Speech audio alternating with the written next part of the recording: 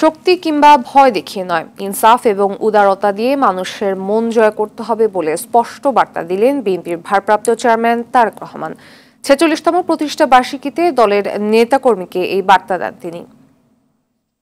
সকল মত ও পথের সমন্বয় বাংলাদেশি জাতীয়তাবাদের ভিত্তিতে একটি অন্তর্ভুক্তিমূলক, বৈষম্যহীন ও সম্প্রীতিমূলক সরকার প্রতিষ্ঠা, নির্বাচনকালীন দল নিরপেক্ষ তত্ত্বাবধায়ক সরকার ব্যবস্থা প্রবর্তন, রাষ্ট্রীয় ক্ষমতা ভারসাম্য প্রতিষ্ঠার লক্ষ্যে নির্বাহী বিভাগ, আইন বিভাগ ও বিচার বিভাগের ক্ষমতা, দায়িত্ব ও কর্তব্যের সমন্বয় করা, রাষ্ট্র সংস্কারের জন্য ৩১ দফা রূপরেখা দিয়েছে।